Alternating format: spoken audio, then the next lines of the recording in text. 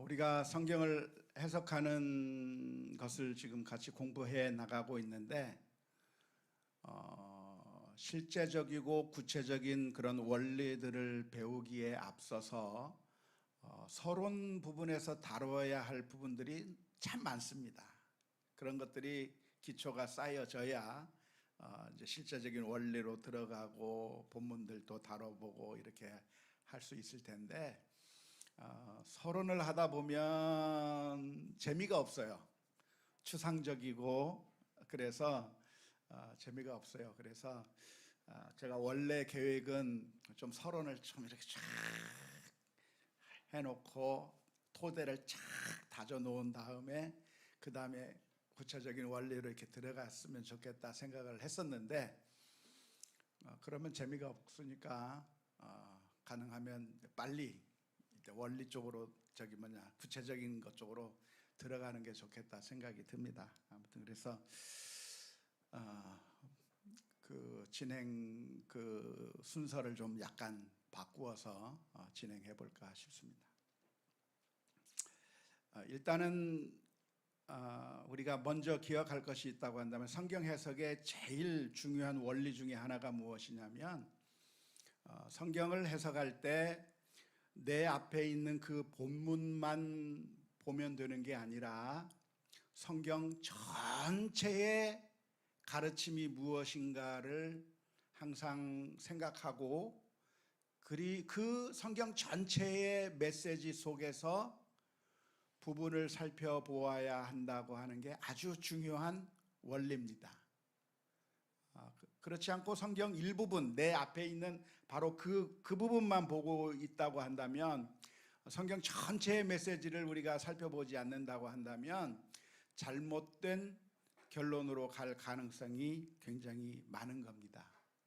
이렇게 성경 전체를 한꺼번에 다 고려한 가운데 부분을 살펴야 되는 이유가 무엇이냐면 지난주에 우리가 배웠던 것처럼 성경이 하나님의 말씀이기 때문에 그래요.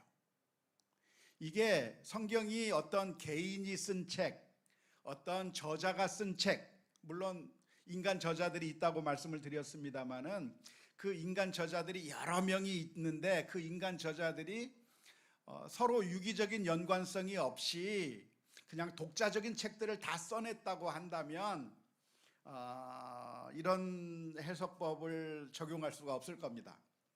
하지만 우리가 믿고 있는 성경이 무엇이냐면 인간 독자들이 여러 명이 있지만 저자들이 여러 명이 있지만 그 여러 명의 저자들이 있어도 결국은 하나님께서 창세기부터 요한계시록에 이르기까지 하나님께서 간섭하시고 섭리하는 가운데 그 성경책이 만들어지고 그걸 통해서 하나님의 뜻이 우리들에게 전달되기를 원하셨다고 한다면 우리가 내릴 수 있는 결론이 무엇이냐면 그 성경 전체가 통일성을 가지는 것이고 하나님의 전체적인 의도 속에서 성경이 만들어진 것이기 때문에 결국은 성경 전체의 가르침이 무엇인가를 알아야 그 성경 전체의 가르침 속에서 그 부분들을 살펴보아야 성경을 제대로 이해할 수 있다고 하는 이 원칙을 우리가 기억해야 할 것입니다.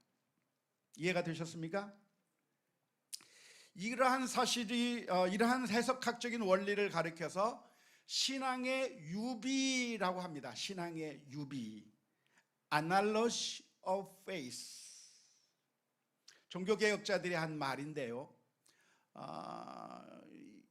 이렇게 얘기해 버리니까 무슨 뜻인지 하나도 모르겠어요. 신앙의 유비라고 하는 게 무슨 말인지 하나도 모르겠는데 그 의미를 밑에 설명을 해놨습니다. 성경이 성경을 해석한다.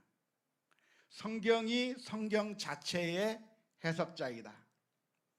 성경의 어느 부분도 성경의 명백한 가르침과 모순되는 방식으로 해석될 수 없다라고 하는 그 원칙이 신앙의 유비라고 하는 원칙입니다. 이런 신앙의 유비라고 하는 전문적인 용어는 모르셔도 되는데 성경으로 성경을 해석한다. 성경이 성경을 해석한다라고 하는 원칙은 여러분들이 기억해 주셨으면 좋겠습니다. 성경으로 성경을 해석한다고 하는 그 말을 여러분 신앙생활 하시면서 들어보신 적 있습니까? 많이 들어봤을 건데요. 많이들 하실 건데요. 말씀 많이 들었죠? 성경을 해석할 때 우리가 성경으로 성경을 해석해야 된다라고 하는 말을 많이 들으셨을 겁니다. 많이 하셨어요.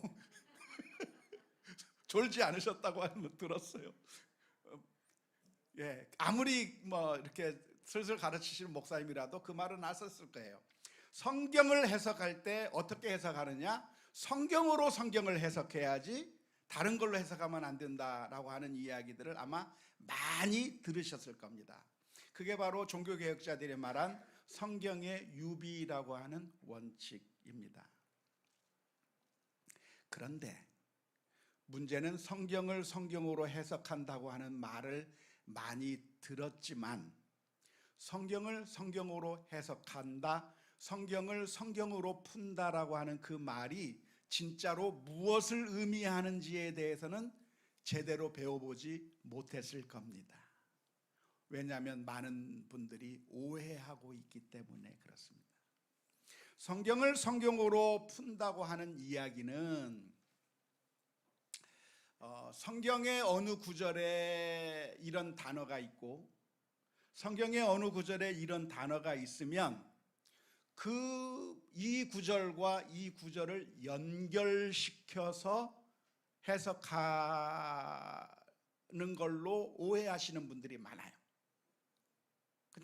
잘못 공부하신 거예요. 오해하신 거예요. 예를 들어서 성경에 포도나무라고 하는 게 나와요. 무화과나무라고 하는 게 나와요. 그런데 포도나무라든지 무화과나무라든지 하는 것들이 성경의 어느 구절에 보면 그게 이스라엘을 의미하는 것으로 사용됐어요. 예를 들자면 어디에 그런 게 사용되었죠? 이사야서에 보면 나오잖아요. 내가 포도원에 포도나무를 심었더니 포도나무가 열매를 제대로 안 맺고 그냥 들포도를 맺었고 하면서 하나님께서 한탄하시는 내용이 이사야서에 기록되어 있다 이 말입니다. 그런데 여기서 포도원에 포도나무를 심었는데 그 열매가 별 보잘것없다고 해서 한탄하시는 이 내용이 농사 망쳤다고 하는 이 얘기예요. 무슨 얘기예요? 이스라엘 민족에 관한 이야기잖아요.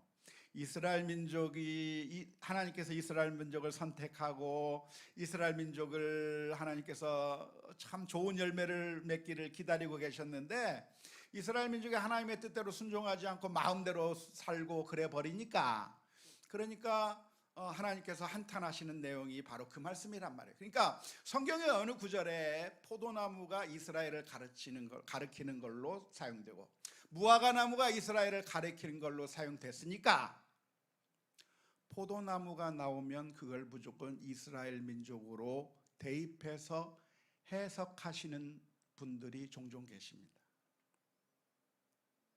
나는 포도나무요 너희는 가지니 라고 하시는 예수님의 말씀은 그러니까 예수님이 이스라엘 민족이라고 하는 그런 의미일까요?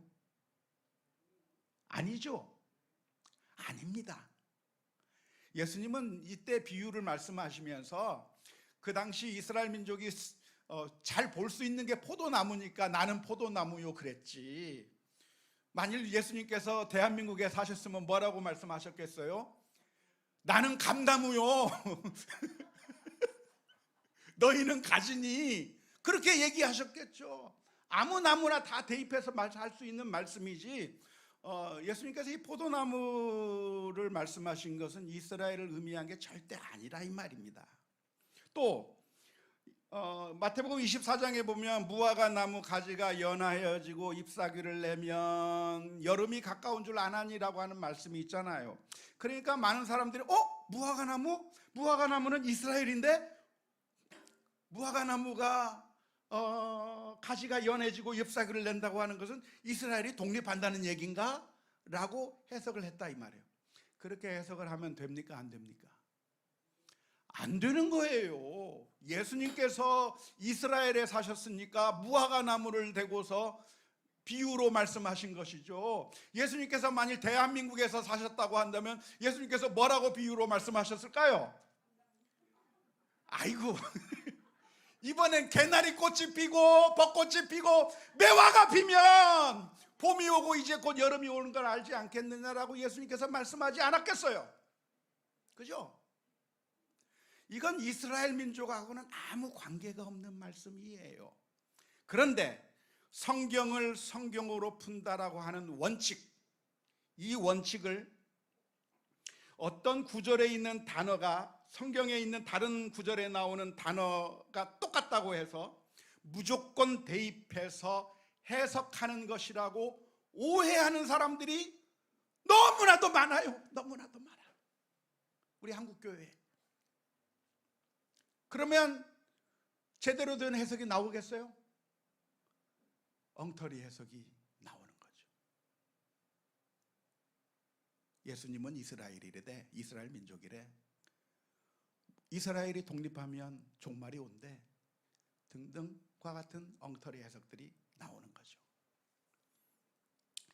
이러한 엉터리 해석들이 많이 용인되다 보니까, 많이 있다 보니까 그런 엉터리 해석들을 잘 써먹은 집단이 있어요. 누구겠습니까? 신천지예요. 신천지는 어떻게 태어났는가? 한국교회의 토양에서 태어난 거예요. 한국교회 강단에서 사용했던 그런 엉터리 성경 해석의 방법을 그대로 차용해서 이야기를 하는 겁니다. 씨는 하나님의 말씀이라고 마태복음 13장에서 이야기했으니까 다른 곳에 나오는 씨는 무조건 다 하나님의 말씀으로 다 해석하는 거예요. 그러면 돼요, 안 돼요? 안 돼요. 문맥에 따라 의미가 달라질 수 있는 겁니다. 똑같은 단어라고 할지라도 문맥에 따라서 다른 의미가 될 수 있는 것인데, 그것을 고려하지 않은 채 성경을 성경으로 푼다라고 하는 원칙을 오해해서 무조건 단어만 같으면 서로 연결시켜버리고 해석을 하니까 엉터리 해석이 나오는 것이고, 그런 엉터리 해석들이 교리라고 하는 그런 그 우산 아래에 있으면 그나마 그래도 좀 안전하게 가지만, 그런 교리라고 하는 우산을 팽개쳐버린 사람들에게는 잘못된 길로 갈 수 있는 그런 가능성이 무한대로 열려버리게 되는 것이죠. 이러한 해석 방법은 어떤 해석 방법이냐? 어느 날 갑자기 원숭이가 백두산이 되는 해석이에요. 그죠? 원숭이 엉덩이는 빨간 건 사과, 사과는 맛있어, 맛있는 건 바나나, 바나나는 길어, 긴 건 기차, 기차는 빨라, 빠른 건 비행기, 비행기는 높아, 높은 건 백두산. 원숭이가 어느 순간에 백두산이 되어버리고 많은 엉터리 해석이 되고 마는 겁니다.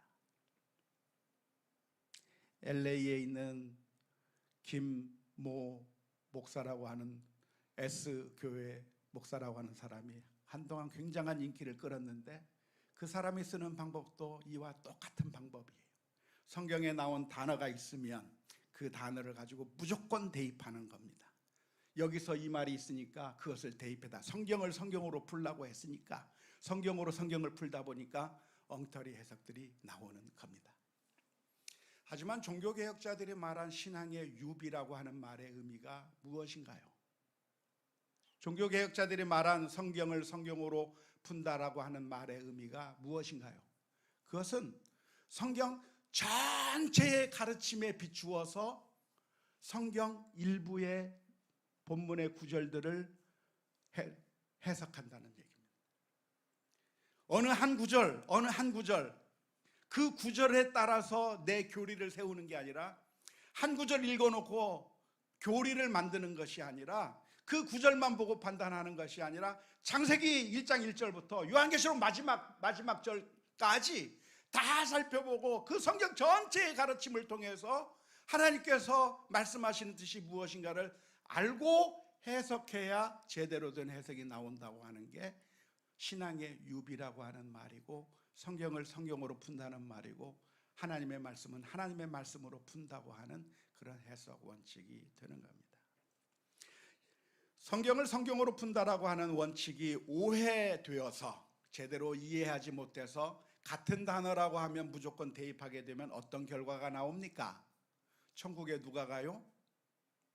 하나님의 말씀을 깨닫지 못하고 이해하지 못하는 자가 천국에 가는 결과가 나옵니다. 왜? 어린아이라고 하는 똑같은 단어가 등장하는 겁니다. 마태복음 18장 4절의 말씀에 보면 어린 아이들과 같이 되지 아니하면 결탄코 천국에 들어가지 못하리라고 말씀하시는 내용이 있습니다.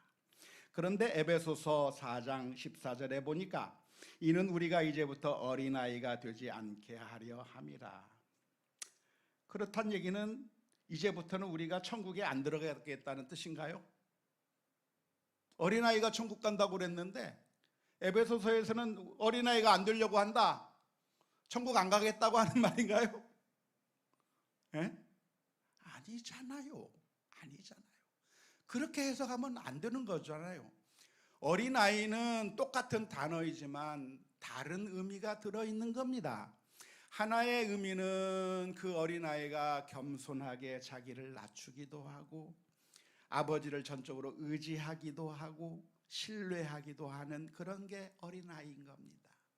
하지만 반면으로 또 다른 어린아이의 그 내용이 어떤 내용이 있어요? 그 어린아이는 유치한 겁니다. 성숙하지 못한 겁니다. 자라지 못한 겁니다. 아직 완전해지지 못한 게 어린아이인 것입니다. 그러니까 똑같은 어린아이라고 하는 단어가 있어도 마태복음 18장 4절에서의 어린아이라고 하는 것은 자신을 낮추는 사람, 그리고 하나님을 전적으로 아버지를 신뢰하듯이 신뢰하는 사람, 아버지를 전적으로 의지하는 사람을 의미하는 것이라고 한다면, 에베소서 4장 14절에서 어린아이라고 하는 말은 미숙한 사람, 자라지 못한 사람, 뭔가 불완전한 사람, 그런 사람을 의미하는 어린아이인 겁니다. 같은 단어라고 해도 문맥에 따라서 그 의미가 달라질 수 있기 때문에 같은 단어가 있다고 해서 무조건 다 연결시켜 버려서 성경을 성경으로 해석한다고 하는 그런 방법은 우리 한국교회를 망치고 있는 가장 큰 주범, 해석학적 주범 가운데 하나라고 할 수가 있겠습니다. 성경을 푼다라고 하는 말의 의미가 어떤 의미라고요? 성경 전체의 가르침에 따라서 성경 전체의 가르침을 고려하여 성경의 부분들을 해석한다고 하는 것이 성경을 성경으로 푼다, 신앙의 유비라고 하는 그런 의미라고 하는 것을 우리 교회 성도님들은 분명하게 기억했으면 좋겠습니다.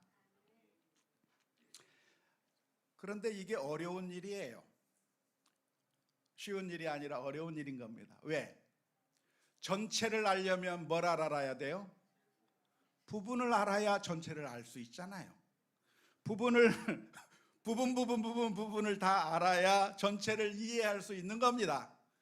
그런데 그 부분을 알기 위해서는 전체를 알아야 부분을 이해할 수 있다고 그러니까 해석학적 순환이 이루어지는 거죠. 알 수가 없어요. 전체를 알아야 되는데 그 전체를 알려면 부분을 알아야 되고 부분을 알려고 하면 전체를 모르면 부분을 이해할 수 없으니까 그래서 어려운 겁니다. 하지만 이런 해석학적 순환이 있다고 해서 불가능한 것이 아니라 우리는 점점 지평을 넓혀가는 것이죠.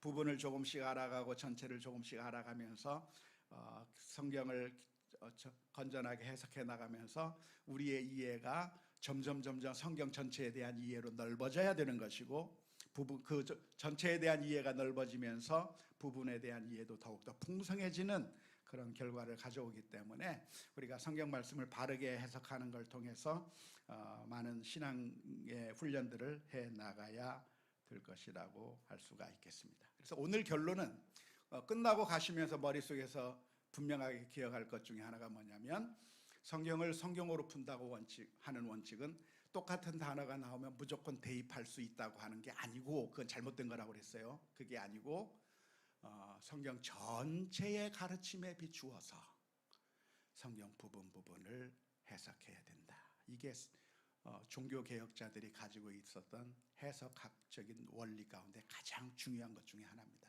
그걸 가리켜서 라틴어로는 뭐라고 얘기했을까요?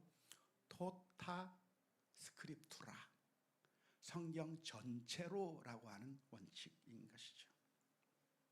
자, 성경 전체를 고려하지 않고 성경의 일부분만을 바라보게 될 경우에 어떤 참사가 일어나는지에 대해서 설명을 해드리겠습니다. 첫 번째로, 여러분 알고 계셨습니까? 우리가 선교하는 것은 하나님의 뜻에 반하는 거라는 건 아셨습니까? 이방인들에게, 외국 사람들에게 복음을 전하는 건 하나님께서 원하는 게 아닙니다.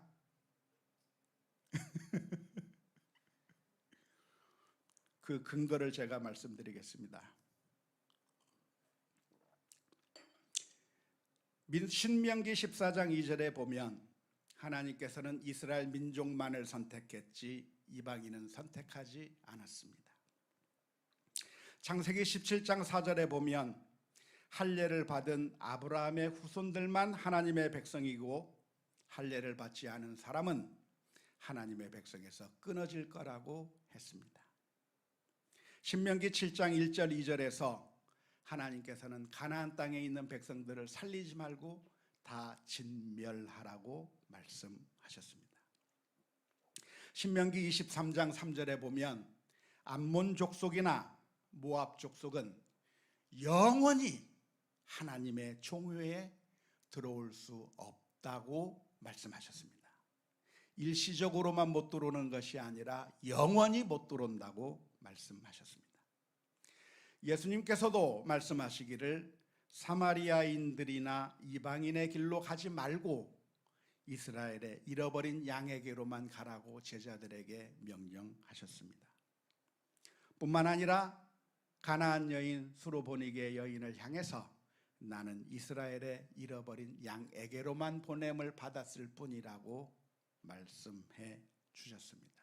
따라서 해외 선교를 한다고 이방인들에게, 외국인들에게 복음을 전하는 것은 하나님의 뜻과는 정반대의 행위가 됩니다. 아셨습니까? 고개를 흔드셨잖아요. 왜 아니라고 생각하셨어요? 그런 말씀도 있지만 성경 전체의 말씀을 살펴본다고 한다면 하나님께서는 온 민족을 구원하시기를 기뻐하시는 하나님이라고 하는 것을 결론 내릴 수 있기 때문입니다. 사도행전 1장 8절 말씀에 보면 너희가 권능을 받고 예루살렘과 유다와 사마리아와 땅끝까지 이르러 내 증인이 되리라고 말씀하셨을 뿐만 아니라 마태복음 28장 28절에서 30절 말씀에 모든 민족으로 제자를 삼아 아버지와 아들과 성령의 이름으로 세례를 베풀고 내가 너희에게 분부한 모든 것을 가르쳐 지키게 하라고 말씀해 주셨기 때문입니다. 마태복음 24장 14절 말씀에 천국 복음이 모든 민족에게 증언이 되기 위하여 온 세상에 전파되어야 한다고 말씀하셨고 마태복음 8장 11절 12절 말씀에 동서로부터 많은 사람이 아브라함과 이삭과 야곱과 함께 천국에 앉을 것이라고 기록하고 있으며 나라의 본자손들은 쫓겨날 것이라고 말씀하고 있고 심지어 구약 성경에서도 룻이 모압 여인이지만 하나님의 백성으로 편입되었고 다윗의 조상이 되었을 뿐만 아니라 이사야서에도 보면 마지막 때가 되면 많은 민족들이 하나님에게로 나아올 것이고 시온산에 모여들 것이라고 가르치고 있는 겁니다.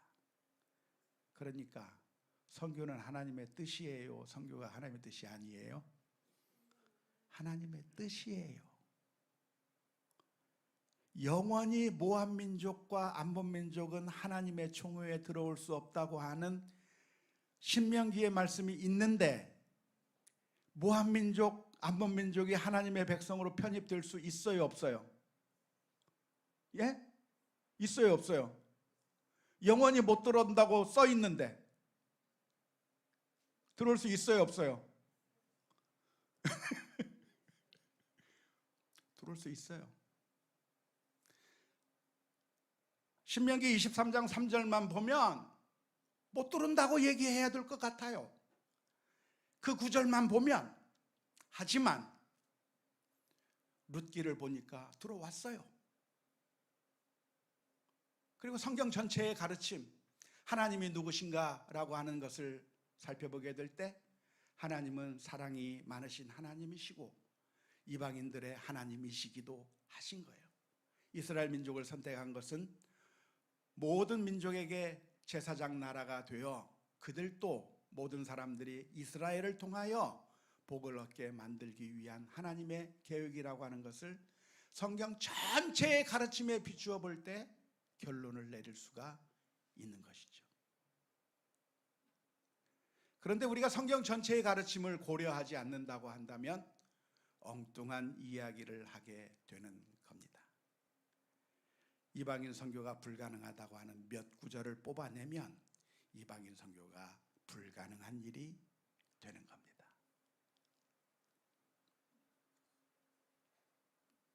목회자가 목회만 해야 됩니까?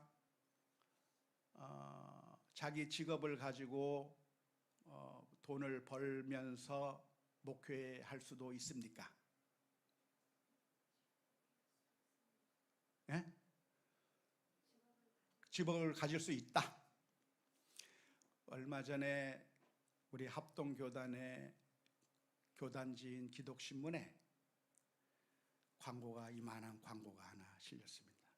어떤 선교사라고 하는 분이 이중직 반대합니다 라고 하는 구절을 써놓고 그리고 그 밑에는 성경 구절만 적었습니다. 어디를 적었는가? 마태복음 6장 33절을 적었습니다. 뭐라고 적었습니까? 너희는 먼저 그의 나라와 그의 의를 구하라. 그리하면 이 모든 것을 너희에게 더하시리라. 마태복음 6장 26절부터 29절도 적었습니다. 누가 너희가 어찌하여 의복을 위하여 염려하느냐? 하나님께서 이런 하찮은 것들도 먹이시고 입히시는데 왜 걱정하느냐? 등등 그런 구절들을 써 놓은 겁니다. 그러니까 하나님의 뜻은 목회자가 일반 직업을 가지면 안 되고 그것은 믿음 없는 것이 될까요? 야고보서의 말씀도 적어 놓은 겁니다. 너희가 믿음으로 구하고 조금도 의심하지 않으면 하나님께서 응답해 주실 거라고 하는 그런 성경 구절도 적은 겁니다. 그러니까 목회자는 절대로 하나님만 의지해야 하고 일하면 안 되는 것이 맞을까요? 어때요? 그게 순엉터리 해석이에요. 성경 전체의 가르침을 봐야죠. 성경 전체의 가르침에 어떻게 돼 있어요? 일하는 건 나쁜 거라고 돼 있나요? 바울 사도는 복음만 전했다고 나와 있나요? 일하기 싫어 하나님의 일만 하고 일하지 않아도 된다고 되어 있나요? 그게 아니라 일하기 싫으면 먹지도 말라고 되어 있고 우리가 일하는 것이 나쁜 것이 아니라 하나님께서 우리를 어떻게 부르시든지 간에 그 모든 것들이 그 안에서 신실하게 사역을 하면 하나님께서 기뻐 보신다고 하는 성경 전체의 가르침을 봐야죠. 성경 전체의 가르침을 안 보고 몇 구절들만 보고 문 닫고 들어오라고 했으니까 문 닫고 들어와야지. 왜 문 열고 들어와? 그렇게 따지는 일들이 놀랍게도 벌어지고 있는 거예요. 그것도 선교사라는 사람이, 목사라고 하는 사람이. 이런 황당한 일들이 어디 있어요? 성경을 해석하는 제일 큰 원칙이 무엇인가? 성경 전체의 가르침이 무엇인가를 봐야 하는 것이죠. 과거의 사람들은 어떻게 했습니까? 노예 제도란 하나님의 뜻이라고 생각을 했습니다. 왜냐하면 노예를 향해서 주신 바울 사도의 권면이 뭐냐면, 너희는 주인을 거부하고 박차고 해방을 위해서 투쟁하라고 말씀하신 것이 아니라, 바울 사도가 말하기를 너희는 너희 주인을 마치 죽게 하듯 섬기라고 되어 있기 때문에, 그러니까 그 구절만 보고 노예 제도는 정당하다고 말을 한 겁니다. 그런데 그게 바른 해석일까요? 성경의 다른 구절은 안 보는 겁니까?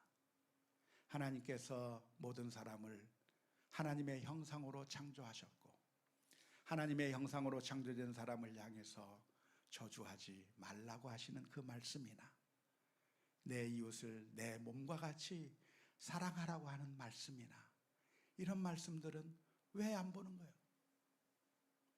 그건 없는 말씀이에요. 그런데 놀랍게도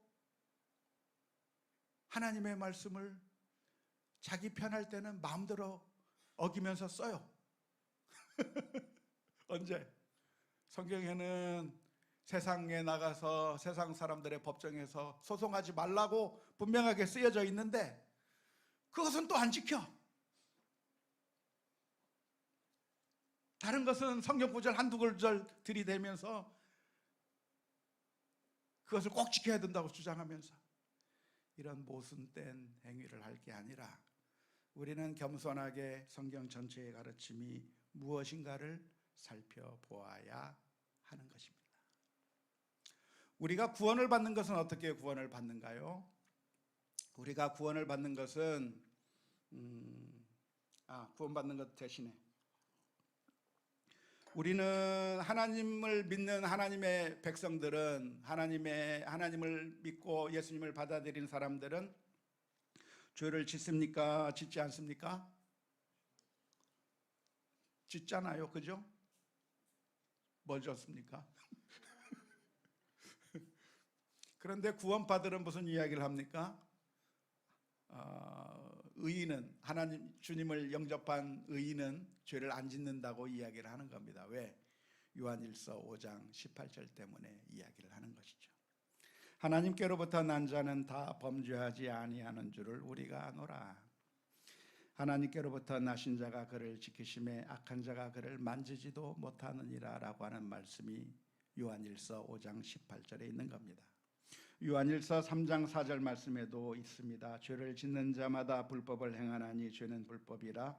그가 우리 죄를 없애려고 나타나신 것을 너희가 아나니 그에게는 죄가 없느니라. 그 안에 거하는 자마다 범죄하지 아니하나니 범죄하는 자마다 그를 보지도 못하였고 그를 알지도 못하였느니라. 이런 말씀을 보면 죄인과 의인으로 사람들을 구분할 수 있는데, 죄인은 죄를 범하는 사람들이지만 예수님을 믿은 의인들은 절대로 죄를 지을 리가 없다고 하는 게 구원파의 주장인 것이죠. 그 구절만 보면 그런 것 같아요. 하지만 성경의 다른 곳에는 어떤 내용이 기록되어 있습니까? 뭐라고 되어 있죠? 요한일서 1장 8절에서부터 10절 말씀. 만일 우리가 죄가 없다고 말하면 스스로 속이고 또 진리가 우리 속에 있지 아니할 것이고, 만일 우리가 우리 죄를 자백하면 그는 미쁘시고 의로우사 우리 죄를 사하시며 우리를 모든 불의에서 깨끗게 하실 거라고 하는 말씀이 있는 겁니다.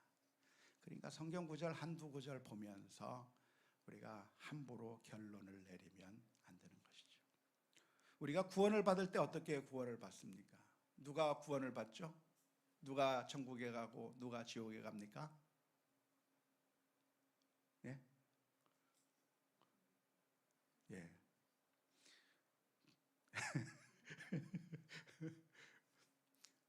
선한 일을 해야 천국에 가요. 왜? 요한복음 5장 29절의 말씀에 뭐라고 되어 있어요? 선한 일을 행한 자는 생명의 부활로, 악한 일을 행한 자는 심판의 부활로 나오리라 라고 되어 있는 겁니다. 마태복음 7장 21절 말씀에 나더러 주여 주여 하는 자마다 천국에 가는 게 아니라 하늘에 계신 아버지의 뜻대로 해야 천국에 간다고 되어 있는 겁니다. 그러니까 누가 천국에 가요? 선하게 행동한 사람들이 천국에 가는 거예요. 누가 지옥에 가요? 악한 일을 하면 지옥에 가는 거예요. 그러니까 선한 일을 해야 천국 간다, 악한 일을 하면 지옥 간다라고 결론을 내리면 되나요? 아니요. 왜? 성경 다른 곳에는 또 다른 이야기를 하고 있어요. 요한복음 3장 16절 말씀에 무슨 이야기를 하는 겁니까? 하나님이 세상을 이처럼 사랑하사 독생자를 주셨으니 누구든지 그를 믿는 자마다 멸망하지 않고 영생을 얻게 하려 함이라고 말씀해 주시는 겁니다. 모든 사람이 죄를 범하였음에 하나님의 영광에 이르지 못하더니 하나님의 은혜가 우리 가운데 나타났다고 성경은 이야기하고 있는 겁니다. 그러니까 성경을 우리가 전체적으로 살펴보지 않는다면, 일부 구절만을 빼서 그 구절만을 생각한다고 한다면 우리는 잘못된 결론으로 나오게 되는 겁니다. 그래서 잘못된 나온 결론 중에 하나가 무엇이냐면, 정말 그렇네, 우리가 예수님을 믿기만 하면 구원을 받네, 그러면 예수님을 믿는다고 하고 마음대로 죄를 지으며 살아도 괜찮겠네. 천국에 가서 누가 물어봐요? 천국에 가서 천국의 문을 지키고 있는 사람이 물어보는 겁니다. 천사가 물어보는 겁니다. 베드로가 물어보나요? 아무튼 물어보는 거예요. 너 착한 일 했어? 뭐 나쁜 일 했어? 라고 물어요? 그게 아니라 예수 믿어 안 믿어 물어본단 말이에요. 예수 믿어 그러면 통과, 예수님 안 믿어 그러면 지옥. 그러니까 마음대로 죄를 지어도 괜찮죠? 천국에 갈 때 안 물어본다며요. 예수님을 믿는가만 된다며요. 그런 결론을 내리기도 하는 겁니다. 그러나 성경 전체의 가르침은 또 무엇입니까? 야고보서의 말씀을 보면 믿음이 그의 행함과 함께 일하고 행함으로 믿음이 온전하게 되는 것이며 영혼이 없는 몸이 죽은 것처럼 행함이 없는 믿음은 죽은 것이다 라고 말씀하고 있는 것이죠. 믿음이라고 하는 것은 단순히 내가 예수님 믿는다고 말하는 게 믿음이 아니고, 교회를 다니는 게 믿음이 아니고, 믿음은 예수님을 나의 주로 모시는 것이고 예수님을 나의 신랑으로 모시고 함께 영적으로 살아가는 것이라고 하는 것을 생각한다면, 믿음으로 구원받는다고 하는 것은 그러니까 우리가 마음대로 죄를 지어도 괜찮겠다고 하는 그런 잘못된 결론으로 나가면 안 되는 겁니다. 우리 크리스천들은 불신자와 같이 교제해도 됩니까? 안 됩니까? 돼요? 크리스천은 불신자들과 거래를 해도 되나요? 불신자들의 물건을 사거나 팔거나 아무튼 거래를 해도 될까요? 고린도후서 6장 14절 18절에서는 무슨 말씀을 하고 있어요? 너희는 믿지 않는 자와 멍에를 함께 하지 말라. 의와 불법이 어찌 함께하며, 또 빛과 어둠이 어찌 사귀며 그리스도와 벨리알이 어찌 조화되며 믿는 자와 믿지 않는 자가 어찌 상관하며 그랬는데 거래해도 돼요? 예? 안 된다고? 아이고, 된다고 자꾸 성경에 이렇게 써 있는데 돼요? 예, 왜? 이런 말씀도 있지만 또 다른 말씀이 바로 옆에 써 있구나. 그러니까 된다 그러죠. 바로 옆에 써 있어요. 고린도전서 5장 9절 10절 말씀에 뭐라고 되어 있습니까? 내가 쓴 편지에 음행하는 자 사귀지 말라고 했지만 그 얘기는 이 세상에 음행하는 자들을 상대도 하지 말라, 속여 빼앗는 자들하고는 아는 체도 하지 말라, 우상 숭배하는 자들하고는 아예 관계 맺지 말라라고 그렇게 말한 게 아니라, 그럴 수가 없다. 그러려면 우리가 지구를 떠나야만 가능한 일이고, 우리가 이 세상에 사는 동안에 불신자들과 함께 거래해야 되는 것이고, 장사도 해야 되는 것이고, 꽃을 사러 오면 꽃도 팔아야 되는 것이고, 먹을 것을 사러 오면 먹을 것도 팔아야 되고, 또 우리가 무엇인가 물건을 산다고 한다면 불신자의 가게에서, 이단의 가게에서, 우상숭배자의 가게에서 사와야 될 필요도 있는 것이고, 여러 가지 그렇게 살아야 하는 것이지 불신자들하고는 아예 상종을 하지 않으면서 우리끼리만 사는 게 그게 참된 믿음을 가지고 사는 게 아니라고 고린도전서 5장 9절에서 10절 가운데 말해주고 있는 겁니다. 그러니까 이미 첫 부분에 얘기했어요. 성경을 해석할 때 어떻게 해석하라? 부분만 보지 말고 성경 전체의 가르침이 무엇인가를 고려하라가 오늘 배우는 원칙입니다. 자, 그런 의미에서 성경 전체의 가르침이 뭔지를 여러분들 아셔요? 방대해서 모르잖아요. 잘 모르잖아요. 그런데 그 방대한 성경의 가르침이 이런 내용이다라고 요약을 잘 해놨어요. 지금까지 2000년의 역사가 흘러오면서 우리의 신앙의 선조들이 이것은 이것이고 저건 저것이고 성경을 연구하면서 이게 맞는 것 같다 저게 맞는 것 같다 해가지고 신앙의 표준들을 다 그때그때마다 수립해서 지금까지 내려오게 된 겁니다. 그래서 그러한 신앙의 표준들이 우리들에게 굉장히 유익합니다.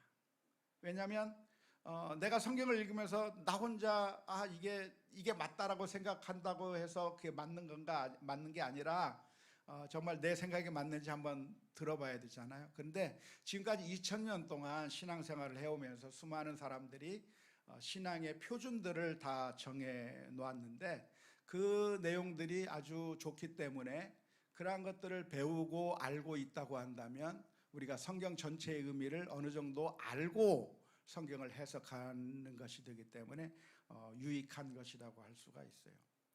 지금까지 나왔던 여러 가지 신앙의 표준들을 한번 보여주세요.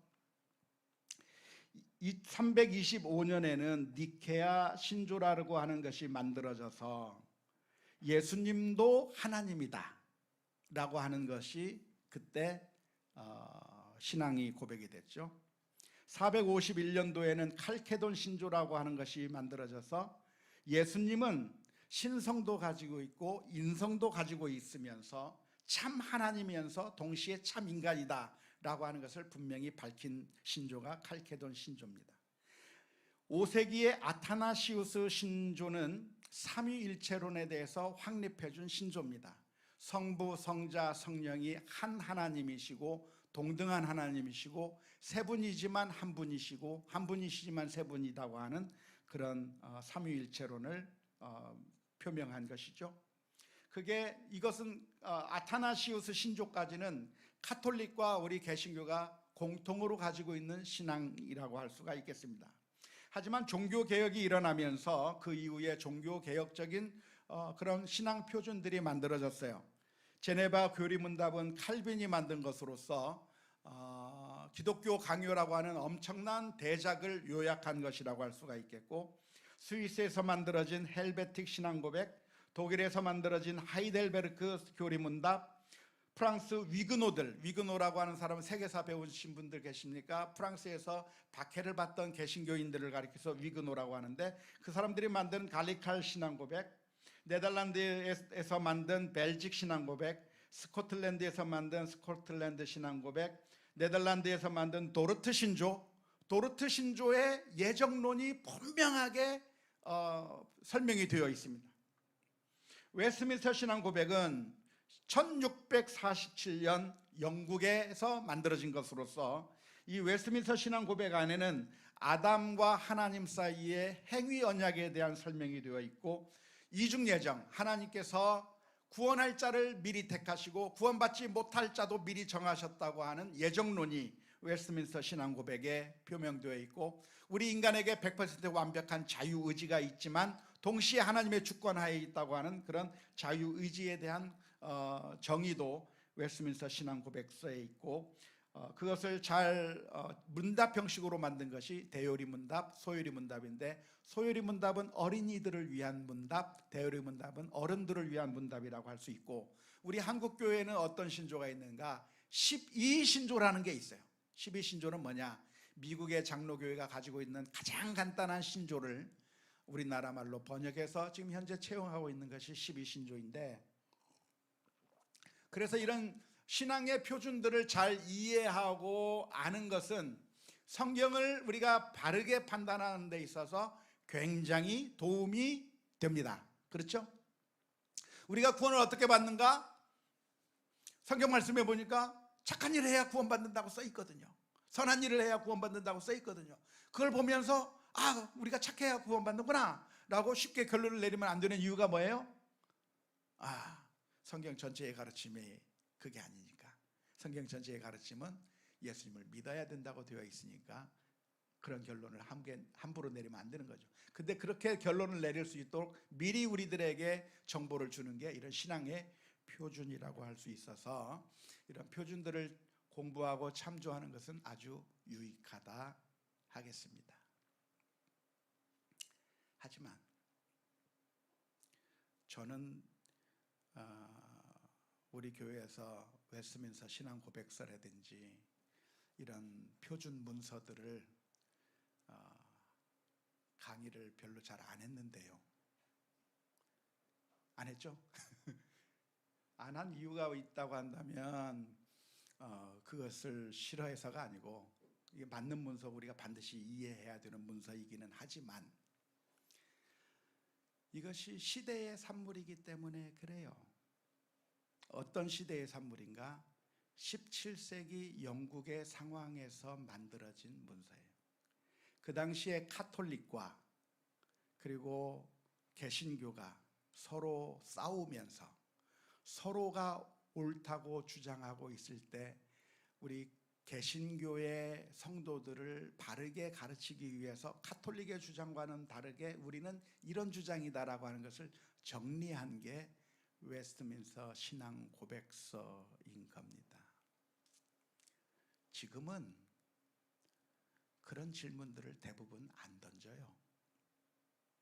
옛날에는 뭐 때문에 싸운 줄 아세요? 성령님께서 하나님으로부터 나오시는가? 하나님과 성자 예수님으로부터 나오는가? 이 문제로 서로 싸웠어요. 삼위일체 하나님 중에 성부, 성자, 성령님이 계신데 성자 예수님은 하나님으로부터 나오신다. 성자니까. 성령님은 어떻게 나오시는가? 하나님에게서부터 나오시는가? 하나님과 예수님에게서 나오시는가? 그게 차이가 있어요, 없어요? 우리가 볼 때는 별 의미가 없는 논쟁이에요.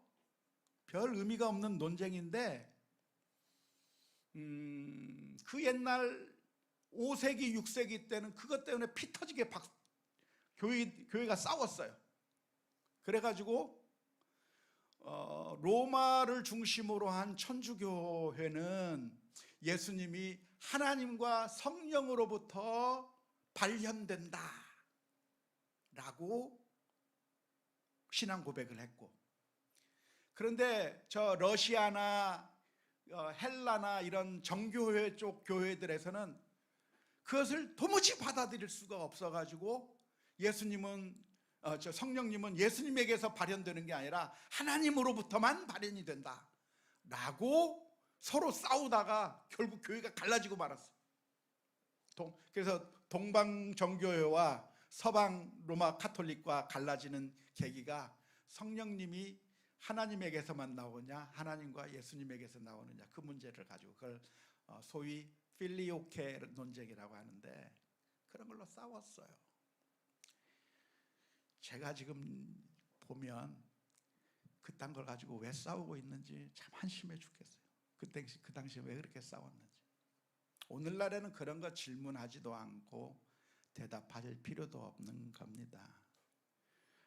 웨스트민스터 신앙 고백서라든지 소요리 문답은 그 당시에는 정말로 아주 중요한 문서들이었고 표준 문서이고 우리가 바른 길을 가도록 제시해 주는 것이 맞아요. 잘못됐다는 거 하는 게 맞아요. 그런데 오늘날에는 던지는 질문들이 좀 달라요. 우리 아이들은 그런 문제를 던지는 게 아니라 다른 문제를 가지고 고민하고 있거든요. 왕따 문제라든가 뭐 등등 여러 가지 문제들 가지고 있는데 그 아이들에게 그런 문제들에 대한 성경적인 대답들을 해주고 그들의 관심에 맞는, 오늘날의 우리의 관심에 맞는 대답들이 나와야 되는 것인데, 안타깝게도 우리는 교조주의적인 그런 그 경향이 있어요. 그래서 과거에 만들어 놓은 것을 무조건 답습하려고 하는 경향들이 있는 거죠. 그런데 과거에 만들어 놓은 걸 그대로 답습하는 것은 성경적인 방법인가요? 아니거든요. 그렇지 않아요. 항상 하나님의 말씀을 생각하면서 바르게 깨달아야 되는 것이죠.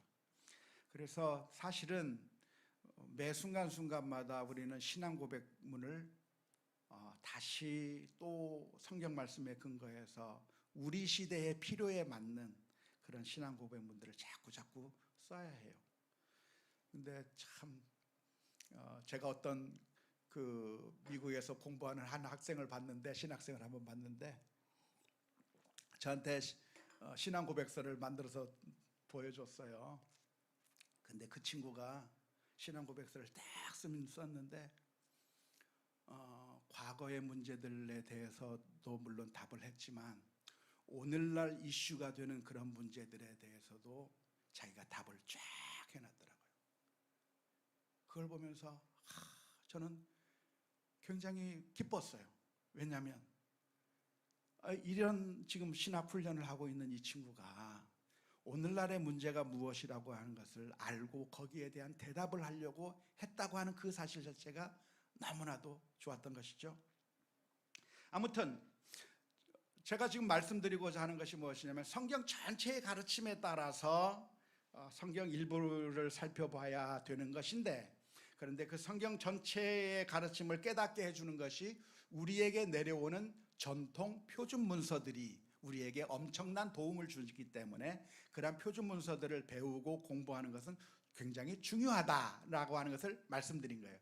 그런데 그것만으로 충분하지 않다는 것을 또 말씀드리고 있는 것이고, 더 나아가서 그것이 우리들에게 정답이 아니라 그것이 성경과 똑같은 권위를 가지고 있는 것이 아니라고 하는 것도 기억해야 됩니다. 웨스트민스터 신앙 고백서가 있어요. 우리 교단에서 받아들이고 있는데, 그 웨스트민스터 신앙 고백서가 성경과 똑같은 권위를 가지고 있습니까? 이거 성경보다 더 높은 권위를 가지고 있습니까? 성경보다 아래에 있습니까? 예? 아래에 있어요. 아래에 있어요. 그래서 이 성경 신앙 고백서도 누구의 판단을 받아봐야 돼요? 무엇의 판단을 받아야 돼요? 성경 말씀의 판단을 받아야 되는 것이죠. 그래서 이것도 그 옛날 만들어진 신앙 고백서가 거의 대부분은 잘 만들어졌어요. 아주 잘 만들어졌어요. 그 당시의 문제들에 대해서 아주 대답을 잘 했어요. 하지만 우리는 항상 질문을 던져봐야 되는 거죠. 정말 하나님의 말씀에 맞는 표준 문서였는가라고 질문을 던져보고 또 던져보지 않고 그것을 성경과 똑같은 위치에 올려놓는다고 한다면 잘못되는 거예요. 성경이 더 높은 위치에 있는 거예요. 설교도 마찬가지죠. 제가 하는 강의도 마찬가지죠. 제 강의가 성경 말씀보다 더 높이 있거나 성경과 똑같습니까? 아니요. 성경 아래에 있어요. 우리 교회에 수많은 강사 목사님들을 초대할 겁니다. 초대하고 있어요. 그런데 때로는 제가 검증을 못해서 그냥 별로 좋지 못한 메시지를 전하는 목사님이 올 수도 있습니다. 때로는 아무튼 여러 가지 이유의 목사님들이 올 수 있는데, 그 목사님들이 오면 무조건 다 받아들일 게 아니고 항상 어떻게 해야 돼요? 성경 말씀에 의해서 메시지를 다시 한번 판단해 봐야 돼요. 성경만이 가장 최고의 권위가 되기 때문에 그렇습니다. 전통은 양날의 칼이라고 말씀드리고 싶어요. 전통이 우리들에게 안전한 길을 가이드해 줍니다. 마치 어린아이들을 안전한 길로 가게 만들듯이 그죠? 우리 아이들을 위해서는 어떻게 해야 돼요? 여긴 가지 마, 저긴 가면 안 돼, 이 길로만 가, 그렇게 할 수 있죠. 하지만 어린아이 때가 지나가면 그때부터는 어떻게 해야 돼요? 우리가 전통에만 매여 있는 것이 아니라 이것이 과연 하나님의 말씀에 맞는 것인가를 또 검토해 보지 않으면 안 되는데, 만일 그렇게 검토하지 않으면 어떤 현상이 나타나게 됩니까? 전통이 성경을 앞서는 결과가 나타나게 되는 거죠. 예수님께서 뭐라고 말씀하셨어요? 바리새인들을 향해서 너희는 어찌하여 너희의 전통으로 하나님의 계명을 범하느냐라고 바리새인들을 책망하셨습니다. 그렇게 우리도 그런 바리새인들의 길을 가지 않도록 조심해야 할 거라고 생각이